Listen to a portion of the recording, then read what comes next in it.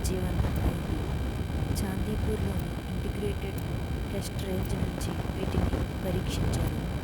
2 క్షిపణులు operational technical పారామీటర్స్ను అందుకున్నాయి.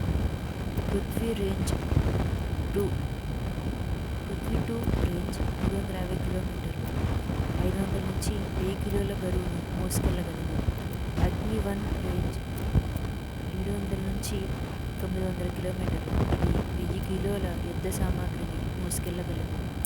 ఈ రెండింటిని DRDO సంస్థ అభివృద్ధి చేసింది. థర్డ్ వన్, సింగపూర్లో సింబెక్స్ 32వ పరీక్షలో భారత నావికాదళం పాల్గొంటుంది. ఈ బైలేటరల్ నేవల్ డ్రిల్ తొలుత 1994లో ప్రారంభమైంది. భారతీయ నావికాదళం నుంచి INS Delhi, INS Satpura, INS శక్తి, INS కెప్తాన్ ఈ ఎక్సర్సైజ్లో పాల్గొంటున్నాయి. ఇండియా సింగపూర్ దౌత్య సంబంధాలకు 60 సంవత్సరాలు పూర్తవుతున్నాయి. విశాఖపట్నంలో 2వ బిమ్స్టెక్ పోర్ట్స్ కాన్క్లేవ్ను కేంద్ర మంత్రి సర్బానంద సోనోవాల్ ప్రారంభించారు.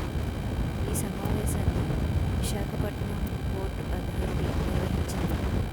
Navigating the future, blue economy, innovation and sustainable partnerships దీన్ని నిర్వహిస్తున్నారు.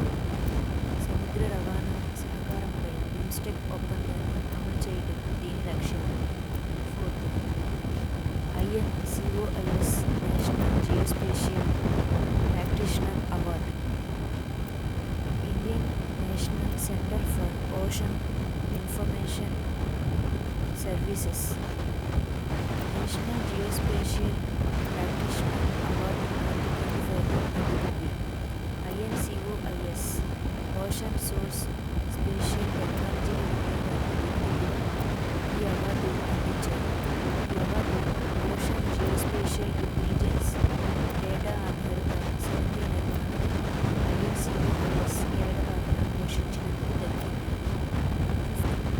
నెట్ జీరో బ్యాంకింగ్ అలయన్స్ నుంచి వైదొలిగిన HSBC ఈ కూటమి నుంచి వైదొలిగిన మొదటి ప్రధాన UK ఆధారిత బ్యాంకుగా నిలిచింది. ఇటీవల